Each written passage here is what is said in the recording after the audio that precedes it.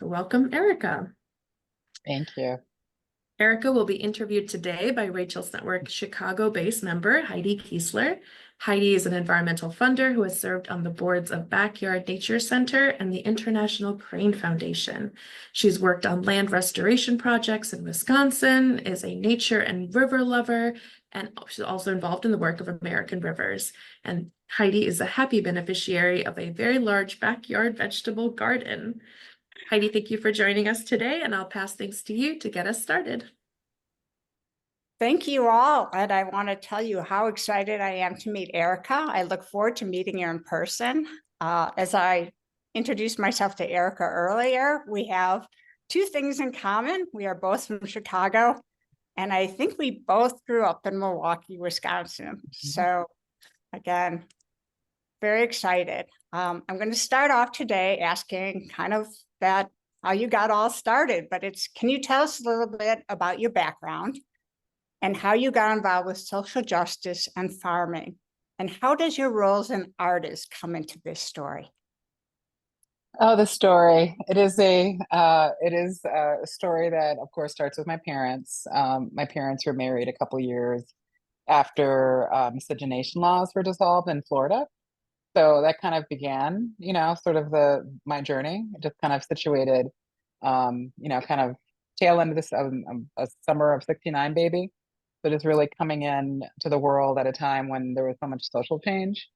And after my dad was an athlete, elite athlete and played in Europe. And after returning, we returned to my mom's area, which was Oak Creek, Wisconsin. And there was farmland. My parents both throughout Europe, exposed to art and just lots of early education in Belgium, and was exposed to, new languages and, you know, just the world. And then kind of was brought back to the farm, and we basically made our kind of reentry into the US as farmers. I mean, it's really how my parents were able to send us to school. I went to parochial schools. I went to St. Mary's Academy, Heidi, if you Okay. remember St. Mary's, and really grew up going to farm stands. I started our first farm stand because I wanted some extra money, and that really catalyzed my dad into fully returning to farming. And grew up in that, did not really enjoy it. Or, wanted to make art, was always, our farmland had a lot of clay in it. So I was always making little things in the clay. But he would always tell me, you'll thank me one day because you know how to do this. And my mom was always balancing that with gardening and the beauty, and the garden design.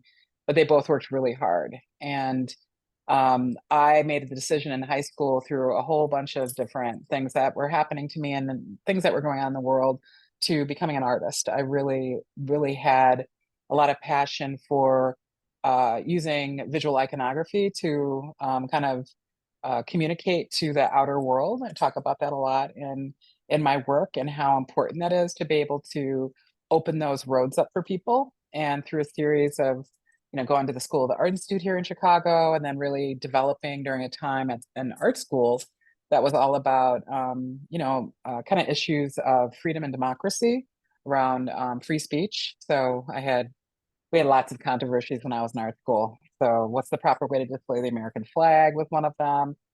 There was a very kind of obscene painting of the late Harold Washington, the first Black mayor, that was really offensive to the aldermen at the time. And I didn't know anything about Chicago politics. I just wanted to go to art school and really evolved in that consciousness. And was told very early that we weren't advised to go south of Van Buren. So all that combination really kind of instigated my curiosity, but also questioning some of those demarcations. And that just never stopped. So through my 20s, I really did a lot of art education. Through my community-based artwork. As an artist, I like to work in community and not so much of a studio practice, although I do have a studio practice. I really kind of shifted after some experiences working with at-risk youth, many who were involved in the justice system, and realizing that they really need trauma-informed care. They really needed therapy and not incarceration. And so I decided to go back and get my master's in art psychotherapy. So I studied under Harriet Wadeson, which is one of the innovators. She was an innovator in art therapy, art psychotherapy, and so got to the privilege of studying under her. And then from that, after my master's, 9/11 happened. So, had this idea I was going to be this, healing artist doing this work in my community, and realized that we were all food insecure. And so that brought me full circle back to the farm. My dad had just started Growing Power, and I saw that, had another epiphany that would be really, we needed that in Chicago. And that as much as I wanted to make art, and I could, because you can make art on the farm, which the title of one of my signature projects, but still was established in 2005, that's in Grant Park, realized that I needed to return to the farm. And so opened an office of Growing Power Chicago, and then had to really build the kind of understanding of what urban agriculture could be to differentiate it from gardening and be inclusive of that, but also that without food access, without food agency, without the ability to have control and sovereignty on land, that our humanity and our democracy wasn't really fully activated. And especially the young people. This is a great image of from early on in the garden's development. Many of the young people, teenagers that we were employing, because the economic piece was so critical, still is at the core, root core of food insecurity, and why the work that I do has kind of escalated to the level that I'm working in now. Had never been downtown, had never seen the lake. And that to me, certainly never been to the Art Institute to sort of see where their creativity could lead to. And so all of those things really have activated me. My dad's work, of course, was critical in being able to see a model that I could learn from, and to kind of, I wasn't really interested in farming until I realized how important it was. So I had to relearn and re-educate myself within the context of this new passion, and to be able to pass that on to the students in the next generation. That is so exciting. So you kind of started this dialogue with the story of urban growing collectives, and kind of want to build on that and talk about the evolution of the Green Era campus. And for anyone on the call who doesn't know about, can you give us an overview of the new campus and its goals? Sure. So, Urban Growers Collective really is its mission, and the 20 years of work with Growing Power Chicago was about making food available to everybody, to have spaces that we can grow food and do that in whatever terms, whatever scale, whatever style that community seeks to nourish itself. The missing piece in all of this, and this is an adage, a Growing Power, but a much older than Growing Power adage, that it all starts from the soil. It's all about the soil. You don't have nutritionally dense, living biological soil. It's really hard to sustain growing in a way that mimics the soils that we need to nourish our bodies. So I had to bring compost down in the beginning from Milwaukee, from my dad's operation, because there wasn't anything dense enough to put on top of asphalt, put on top of the carbon bases that we use to be able to grow in these spaces that are, some of them are very not only depleted, but have heavy metals. So that just led to this Green Era, this facility that allows us to take food waste in, break it down in anaerobic. Can you go to the next slide, or a couple slides down? There's an image. Yeah, this is a good first one. Basically, to be able to take in food waste that normally would go to the landfill, it comes to our facility, and we're able to break it down very similar to our biology, and capture the methane that's released in that process as that food is breaking down, and the microorganisms that are in the tanks are eating that material. And as they digest it, they leave behind compost or decomposed food, and they release methane. And that methane is a renewable form of natural gas that we then push into the pipeline in the same way that you would if you have solar panels on your house, that you're pushing that electricity into the grid. So very similar, but we're pushing using the existing infrastructure to replace our molecule with petroleum-based molecule.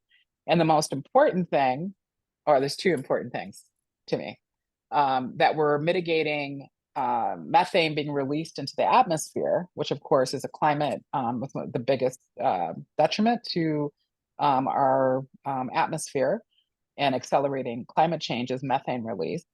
Most of it from the poles, of course. I'm sure many of you know about this and are probably very active in mitigating. This isn't one of the things that humans can do, is to not put our food into landfill. And composting in open air still needs to happen, but first we want to pull that methane off. And so that's what we're doing at Green Era is capturing the methane and then returning that digestate to the farm so we can grow more food. So this has all been a problem solving to be able to do more beautiful gardens, but to close that loop and to also generate capital, to make money, and to make money at a level that can allow us to reinvest as a social enterprise, as a healthy business that doesn't have to go back and fix all the problems that we cause creating wealth. So that was important to me. And I couldn't, I was like, as an artist, I went to the Art Institute, as I mentioned.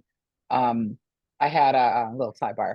I had a professor, I had like a, existential moment, many of them in art school, like, why am I here? I should be becoming a lawyer or doing something else.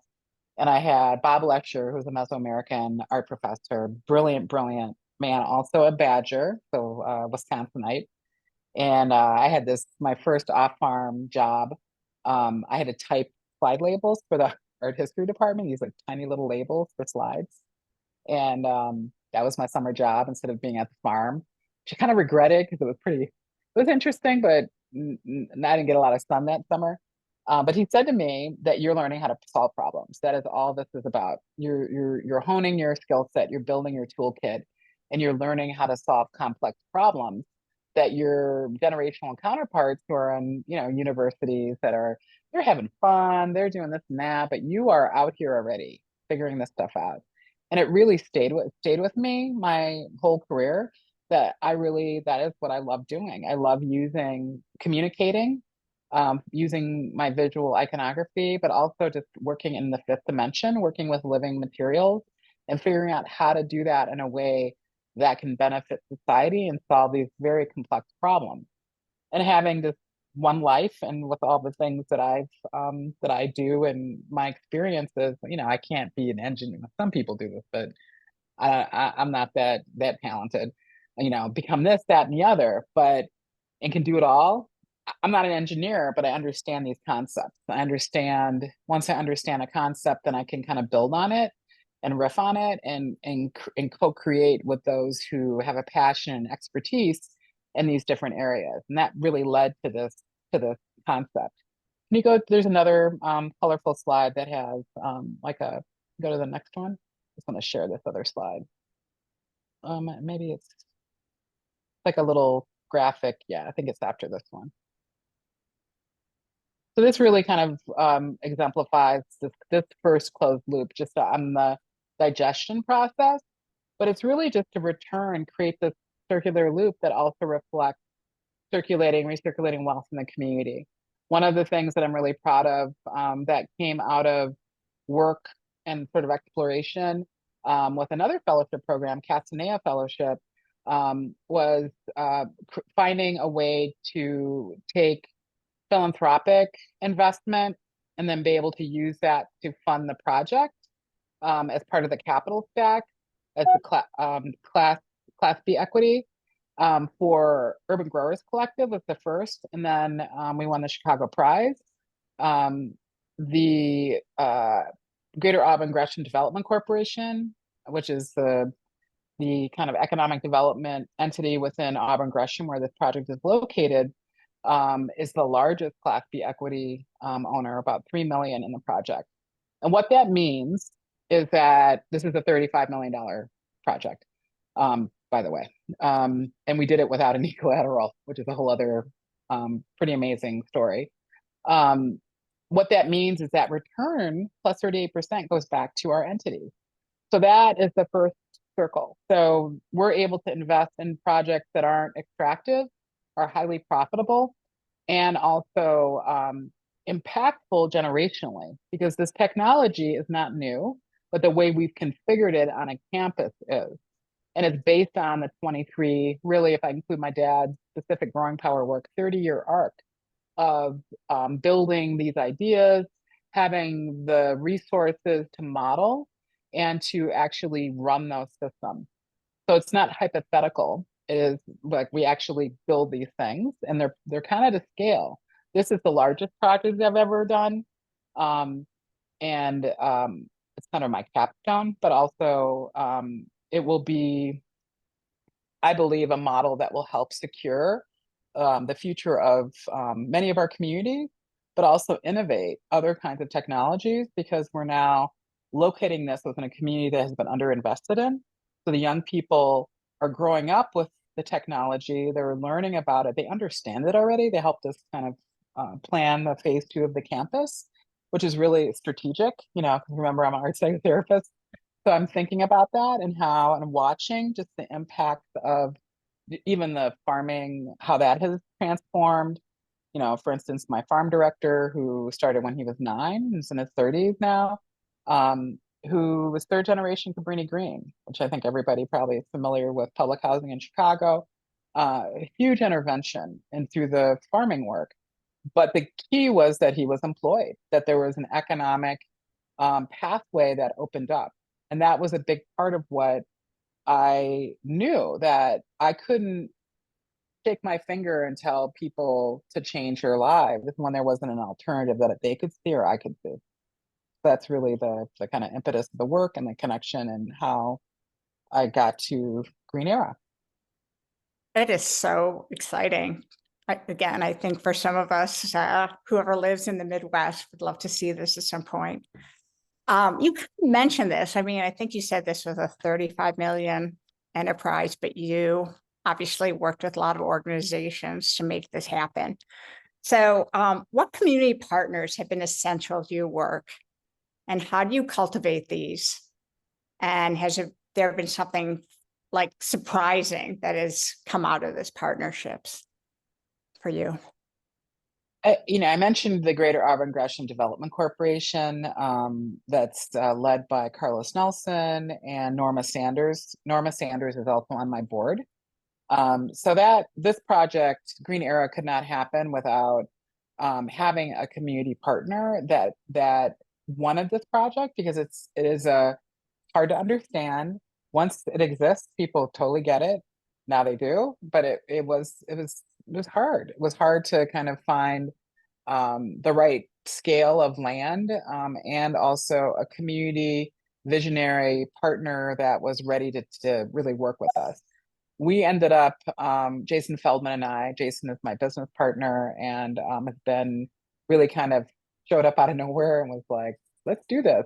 And there's a whole other narrative that we don't have time today to talk about just that journey specifically, but 16 years later, and through being embedded in the quality of life plan for Auburn Gresham is also the community there where redlining was first activated. So there's a whole history of rectifying economic disparities around real estate and just sort of where and how we invest. So Chicago, of course, kind of like many cities, but Chicago is pretty infamous for this.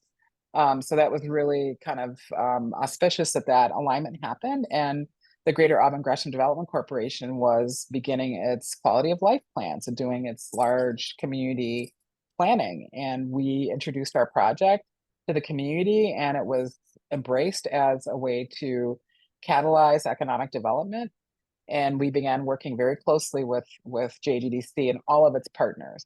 So through that, it allowed us to not only connect with the other partners in the area, and also weave in the urban ag community, which of course not of course, but I'm like a grandma of it now, which is kind of funny to say, but I'm an elder in that work at this stage.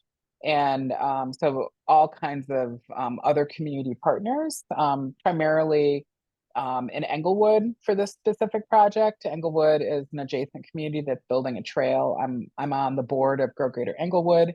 I've been working with Anton Seals and training some of the new farmers, but also just understanding the connectivity between these different assets that are developing and how to really create these equitable environmental systems. Growing Home is one of the oldest urban ag projects in Chicago as well, and Janelle St. John, who is the ED there now, is also on my board. So those partnerships in the urban growers collective, this collective concept, is really from the top and then from the community, like kind of coming together.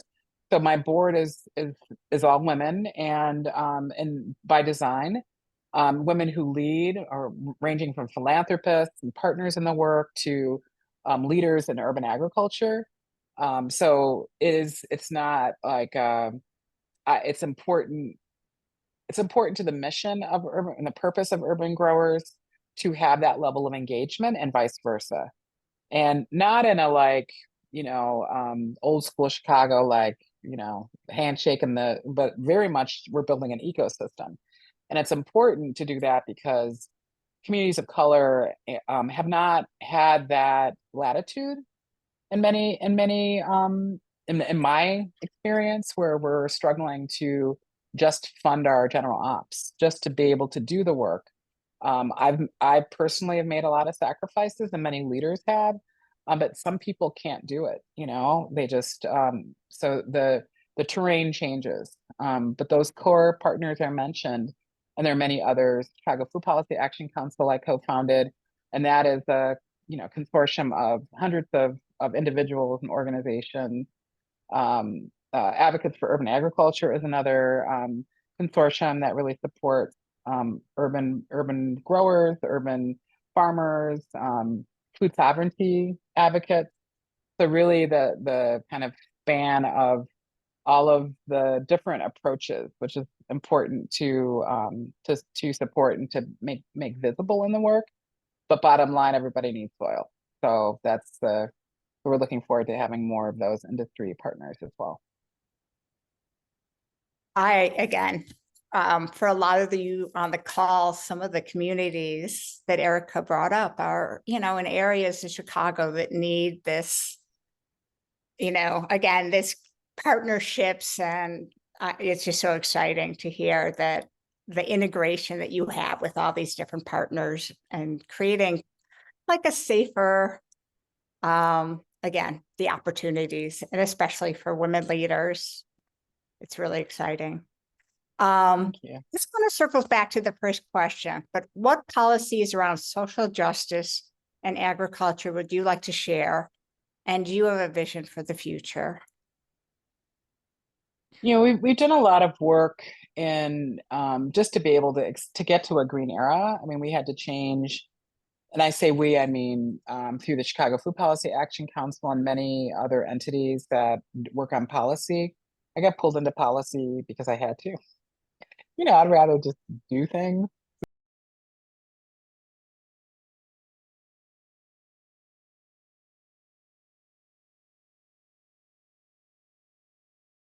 Able to change laws that did not allow us to compost. It was illegal in Illinois to take your eggshells and coffee grounds and your banana peels and kitchen scrap to your community garden, because the only place that garbage, because it's all mixed together, there was no differentiation, it's considered trash, and the only place that trash can go is a landfill.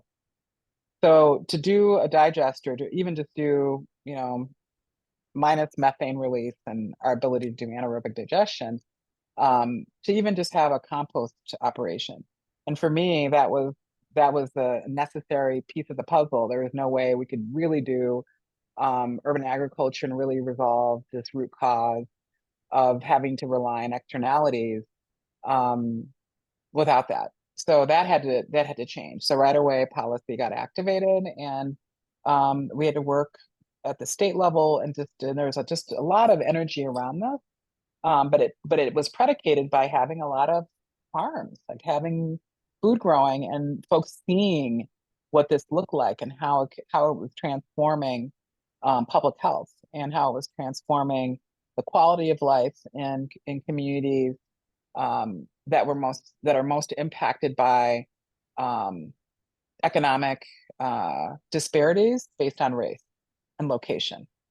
So that was critical. The next was urban ag zoning, because it was not part of the code in Chicago.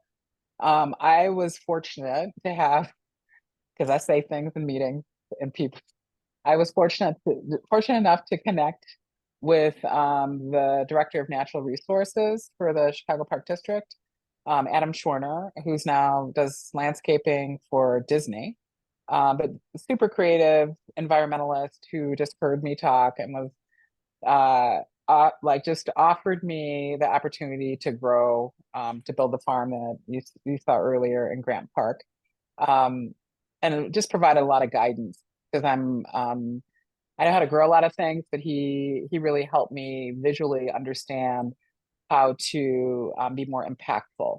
And that really led to an expanse of the imagination for policymakers and city planners to see what this could look like and how beautiful it could be.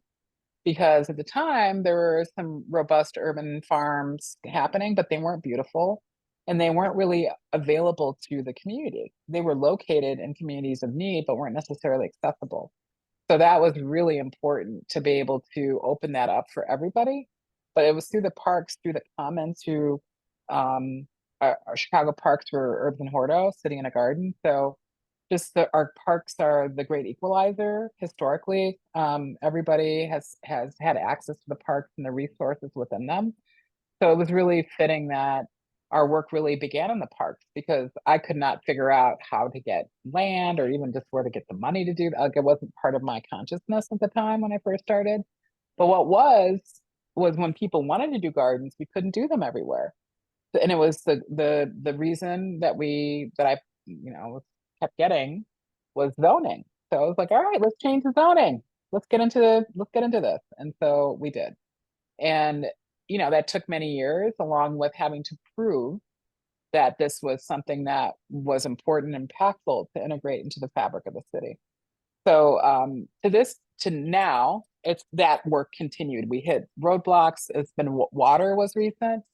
In a city, we're a water-rich city. People couldn't access water for gardens, even during the pandemic. So there was a whole group that worked on that. We now have the Food Equity Council to be the sort of intermediary to be able to work with some of these obstacles, but also empower the folks out in the community doing this work to interface with and support city employees who are in service to all of us here in Chicago, to be able to align for us to understand what the why. There's some good reasons why people can't just put a farm everywhere. There needs to be a balance with what with the other assets and other things that communities want and need, and also and some of them are just old school barriers that are based on structural racism and power dynamics. So now that just continues. Right now, I think it's really about resources, being able to have access to resources, leveraging resources, to be able to build infrastructure so that we can grow year round, that there is that water access, that there's facilities to process and store food. There's a big movement around that, especially post-pandemic. We realized, number one, we were all disorganized. I mean, we're probably more organized than the larger entities, because of course nobody ever thought that there would be a pandemic. I was activated, my consciousness post 9/11. So I've always been very aware of it. And most of our communities are food insecure.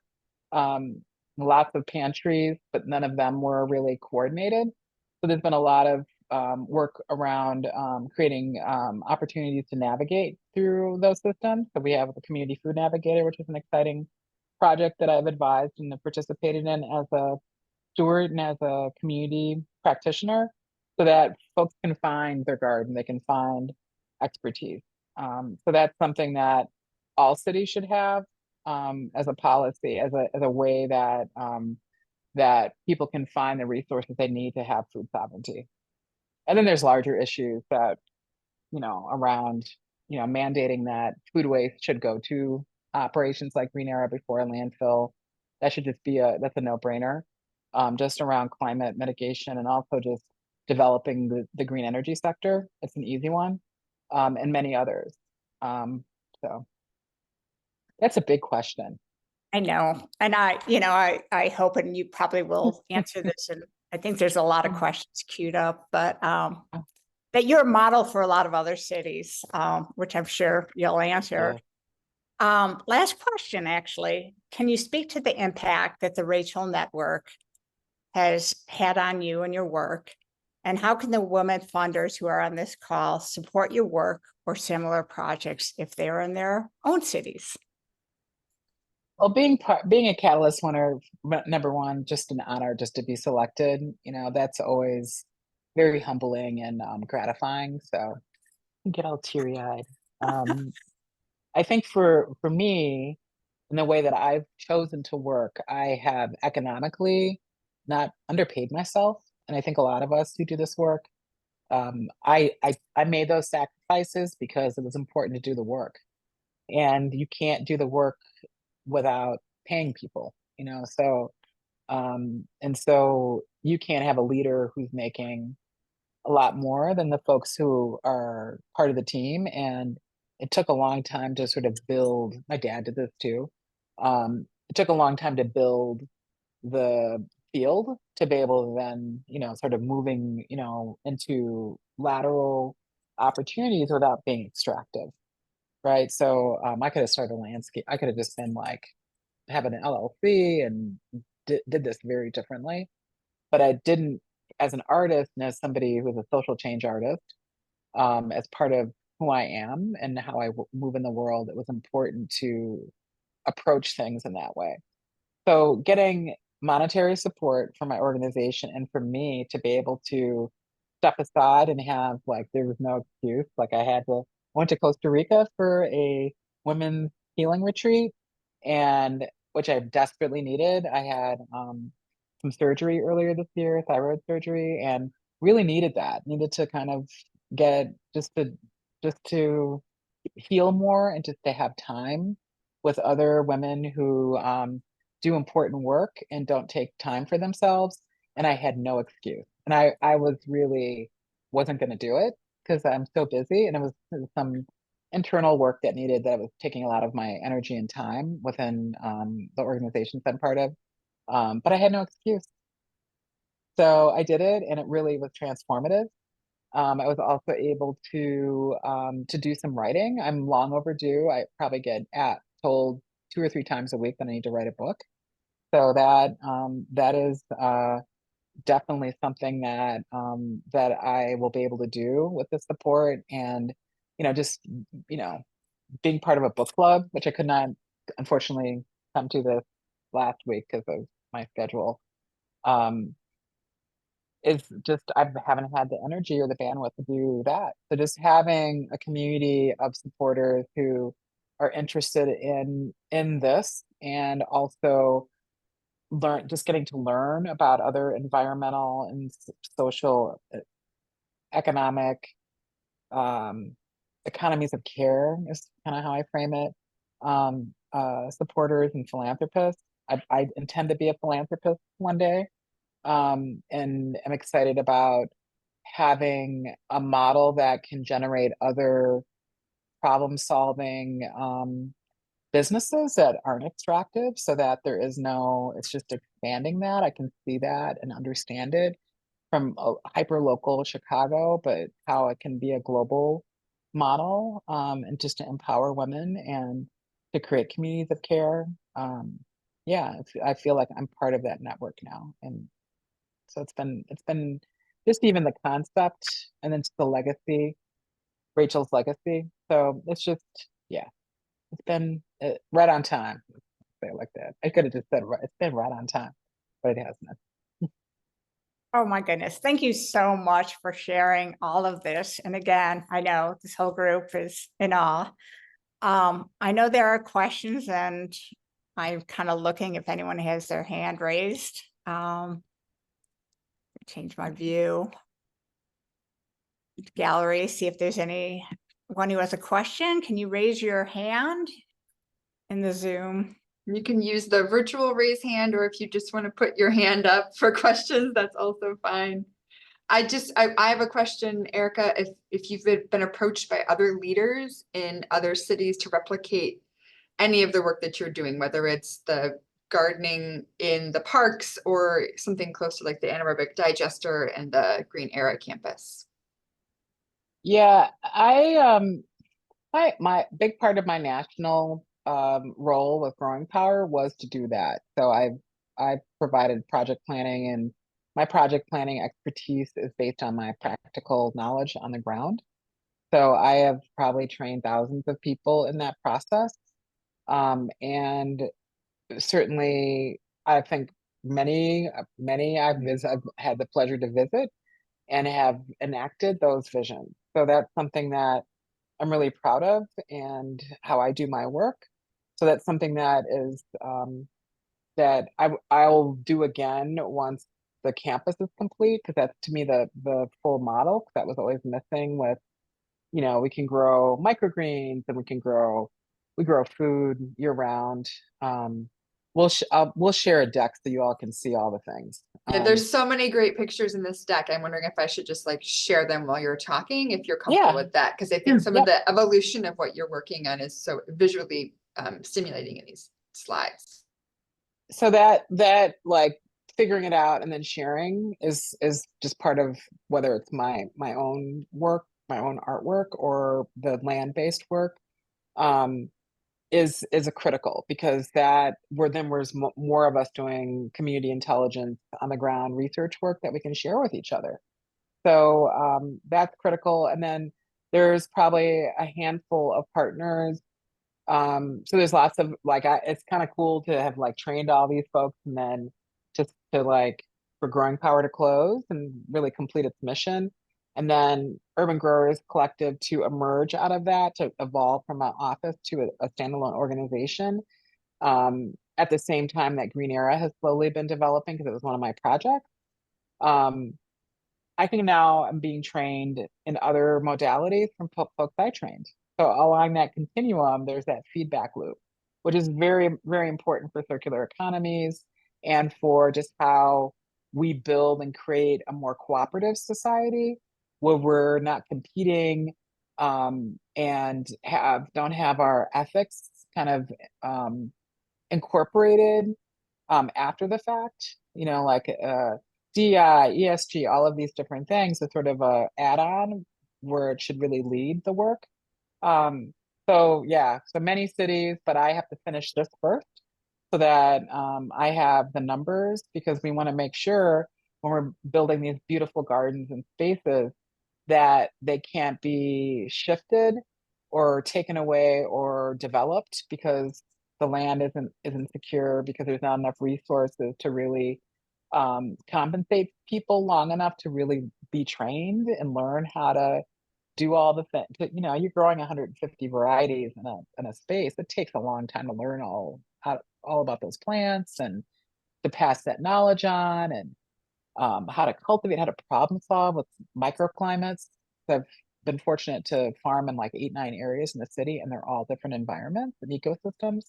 So all that's really helpful as a practitioner to share that with other partners, and then to learn from them. Like if I'm working with friends down in Hopi, like they have a totally different way of growing than I do. Like it's inverted because of the dryness. But that methodology and just having those conversations, we may need to start doing that here, because we're in a drought right now, even though we're next to this lake. So it's that kind of having enough stability to be able to be present in those conversations and in relation to one another is all possible. But there's still a few things that for me and where I am, in my career that I need to finish so that I can do more of that. But yes, I'm kind of circular and as well and long-winded in my responses, but that's yeah, there are other partners and other places that we plan to replicate and partner without taking 16 years. Shreya, did you have a question? I did. I know that the Urban Growers Collective also offers like programming for and workshops for the community. I think I saw one that I wish I could come and take on like herbalism. Could you speak a little bit to how you designed some of this programming? Are there other kinds of workshops you'd like to offer the community? And what has been the community response to this programming? Yeah, I mean, we're back in the day, we were like the only show in town around besides the Botanic Gardens and a few other programs that had urban ag training. Now there's a lot of folks. So we have seen a big shift in the interest to do place-based healing work, plant medicine work.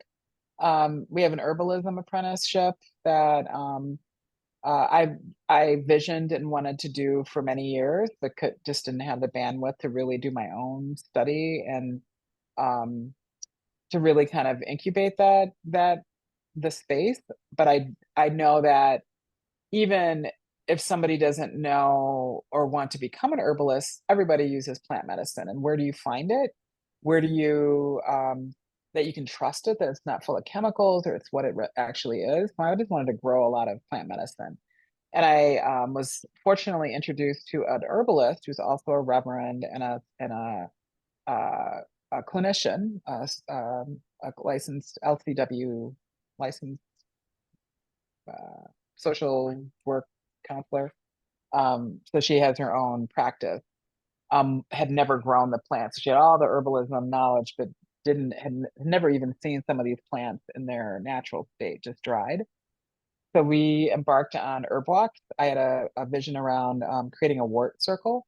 So I wanted to grow all these different warts, motherwort, mugwort. There's a lot of mugwort everywhere, but and then I found out about Siberian wort and figwort and uh, rupture wart and spider. Like I was like, there's 100 different warts.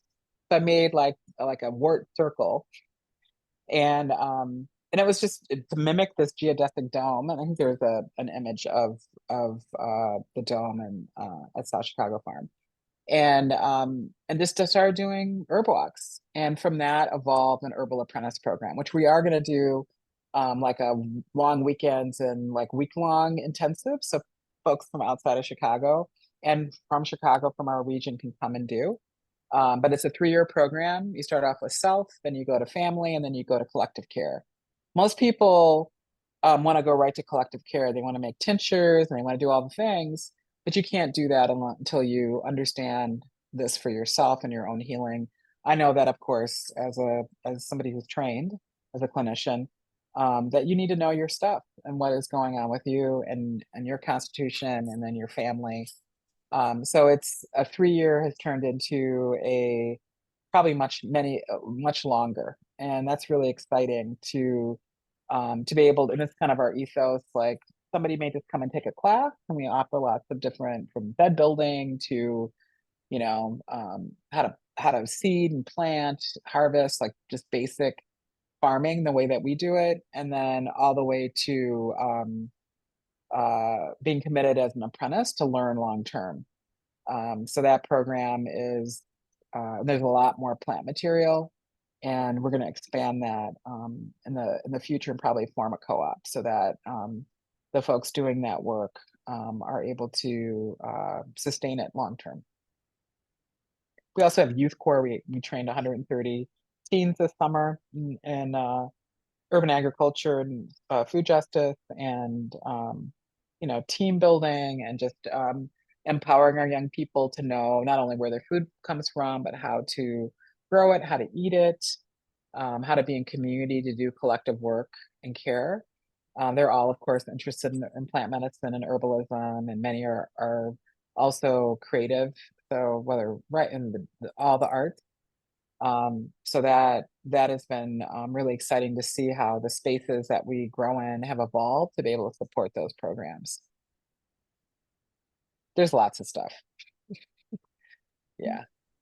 Molly, I see your hand up. Do you want to come off mute and ask a question? Technology. This is absolutely fascinating. I wanted to explore the art piece of it a little bit because I'm a fine arts major. And years ago, we had a project that was a collaborative with USDA called Denver Urban Resources Partnership. And we had a project in there, a woman named Ana Chavez, who lost her son Troy in the summer of violence, and leased a very small lot from Leprino Foods for like $50 a month and put in an Aztec ballpark. And she had tiles and she had tag boards for the gang members in that area that they could come in and do a painting or tag a board, and it would be up for about a month, and then it was painted over and flipped and used again. And then she erected a whole mural over the top of it, over on violence, and also some sculptural things in there. So I just wondered if you're really exploring that portion of outdoor art, because it might draw a lot of people to come and just see these gorgeous gardens and then see these art pieces that would represent the community. So I'm interested in that. Absolutely. At the South Chicago, that's how I do public art. I do murals where I kind of create a frame and then invite community to collaborate on that frame. So there's art integrated in our biggest farm, South Chicago Farm. And then there's a viaduct near Green Era that has a pretty colossal mosaic that was worked on in the warehouse prior to it being, now it's a stink fest in there because we're operational. But it was just a big open, an acre, like a hangar. It was huge. We were able to invite in the community and work with artists to create a mosaic that reflects, it has the Dinkra symbols and really reflects the vision of Green Era. So I can, that's absolutely, and I don't, our goal is to work to bring people into the spaces that we steward so that the healing can happen. I don't do street level work anymore. We did one project that was Grounds for Peace, where we worked with folks who were in justice involved and who were either at risk or had just been released, to do restorative justice work by planting gardens and just kind of beautifying city-owned land as a model. And art was going to be kind of another layer to do public art and to do a similar approach, but it's absolutely there. We now have a placemaking space at this same farm. There's a couple pieces of public art on the farm that were created by our first kind of beta artists in residence. Now we have an actual space that's like a 2-story pavilion that will host artist residencies. So our goal is to have that space so that artists who do land-based work, fifth dimensional work, can come for restoration, and also to co-create with our community.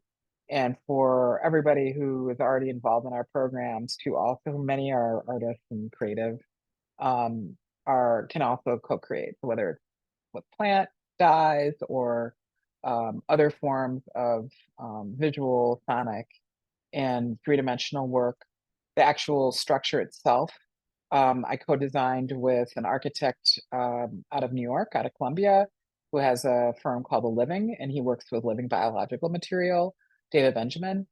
So the armature of this placemaking pavilion will also support mushroom, mycological building materials and hempcrete, but like as a lab, so we can experiment with these materials. A lot of the next generation urban growers and food system advocates are really interested in that. Back in the day, people try to do cob in Chicago, which is a nightmare because you can't really have cob in Chicago because we're, winter and rodents. It was not cute. But the mycology and the hempcrete, we're going to experiment with that and just kind of create that lab space as part of the residency. And that's in partnership with the Hyde Park Art Center, Chicago Art Department, and the iconic and historic South Side Art Center. So yes. We have a question in the chat. What advice would you give to funders who want to build better relationships with community organizations? What's working in those relationships, and what would you like funders to do differently? You know, I think that I have been very fortunate to just the way that I evolved my work. I, fortunate or not, I just problem solved. I was not able to get funding for many years directly. So it forced me to do a lot of fee for service, which also made the work a lot more chaotic than it should have been. Because it's hard, you know, fee for service, you have to deliver, you have to really, you're in business. And that's difficult when you're also creating the workforce and the expertise in the field. So I'm grateful that I did that, but it would have been so much more rich and impactful if I would have had that startup support at a level that allowed the kind of backbone infrastructure to be in place, and the freedom to fail. And I think that there is sort of with some philanthropists, especially if they come from the corporate world or have earned, you know, from their business, have generated money from businesses, that they apply the same lens to this restoration work. It's reparational work. We're repairing damage, and you can't make money from that.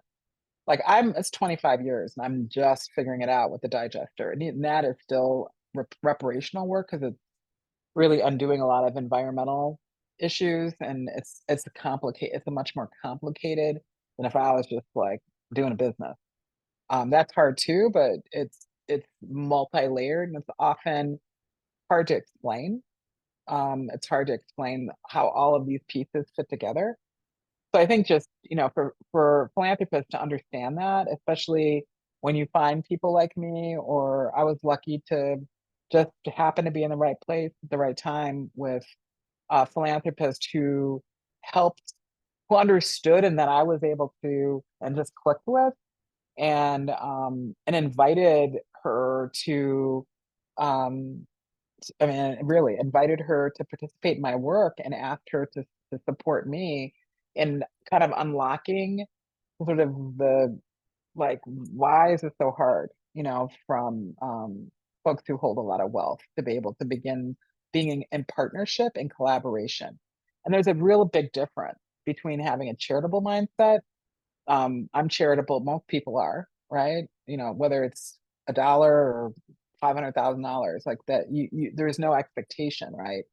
I think that philanthropy can be very extractive and problematic, especially as an extension of capitalism that created it, right? So if we run philanthropy the same way we run extractive companies and expect the same return, then we're just doubling down on the same issues. And we're burning out the people on the ground who actually have the solutions to not only rectify some of the misery on the ground, I'll just say misery, but also to transform our economic system, which needs to change. You know, it's not, you know, I used to really fight these semantics around, you know, healing racism in the food system. I just use the food system as a tool to heal racism. And racism at its core is about economics. It's about power and economics, and it always has been. An exploitation of labor, and being able to target folks who have skills or resources that a more powerful entity wants to extract. And that, of course, has many other oppression companions, primarily, you know, impacting women and children. So we understand, I can think everyone understands that, but how do you fix that? And how do you fix it in a way that people who are suffering from these things, including all of us, no matter how much resources one has, and we saw that with the pandemic, didn't matter, like everybody was food insecure. Logistics were broken down, you know, everyone can instantaneously be food insecure. And it's really a symptom of larger issues. So I think that's important for philanthropy to understand and to really find the folks who are in it for the long haul to invest in the people, not necessarily the institutions, but the people that are going to do the work and who you can be partnered with. It's a partnership. It's not a like other people, who are now retired used to call like going begging for money. And I was like, I will never beg anyone for anything.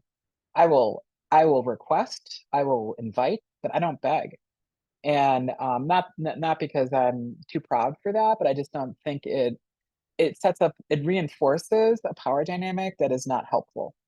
So I think that philanthropists that have that expectation or may not even be conscious of it do need to examine that to a degree. And I say that with kindness because I think it's something that's a default and it's something that is culturally bound in philanthropy that needs to shift. So partnership, yay. I can do the thing. You have the resources. Let's try to do this. What's it going to cost?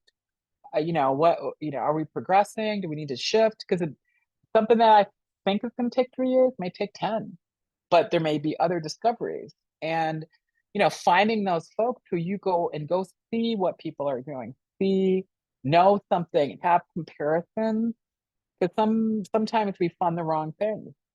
The seeding is good, like getting folks along to the next level. But if we invest in things that are the wrong entities, the wrong people, that can also create challenges because, it can just create challenges. So hopefully that was helpful. You all are on the right track, obviously, with Rachel's network. I mean, just to give me the space to share, but also to build relationships is really it's what it's all about. And to do that and to build trust, because some of these conversations are not easy. There needs to be spaces where that can happen, especially amongst women, because we're the ones who are going to solve these things, and making sure it's generational. So. Well, thank you so much for being here today and sharing your wisdom with us. And thank you to Heidi for leading the discussion. We have one more closing question for you today. So, you mentioned sort of economies of care, and you mentioned going to the healing retreat in Costa Rica. Well, care is very important to us here at Rachel's Network. You see it in the Catalyst Award and other spaces as well. Can you share with us your favorite way to replenish yourself and care for yourself while you're doing all this amazing work? I mean, it's resting, and I love water. So anytime I can go to water and be just to sort of be in the water, and whether it's staring at it or being near or in it is always something that that's one of the reasons I've not been able to quit Chicago. No, it's a tough city. Is because of this beautiful water. And just spending time with my son. I have a 15-year-old and clock is ticking. He's going to be out the door. So just, being able to having those moments of peace, being able to walk along the lake, being able to go to natural spaces with friends and being able to share story. All of those things are restorative for me. Get a chance to partake in more of those today, next week, and as we continue to do the work. I want to thank everyone for showing up today, being together while we learn together, which is one of our favorite things to do at Rachel's Network. I also want to shout out our event next Tuesday, September 24th at 6 p.m. Eastern, where we will be announcing this year's awardees and finalists, the 2024 Catalyst celebration. So we really hope you're able to make that and continue to meet amazing women like Erika. If we could all get off mute and collectively say thank you to Erika and Heidi today, I'd appreciate it. But thank you all so much for being here. Thanks. Thank you. Thank you so much, Erika. Thank you. Much. Wow. Yeah. Wonderful day, y'all. Bye. Take care. Bye, Wonderful. everyone. Bye. Bye-bye. Thank you. Wow. Oh my gosh.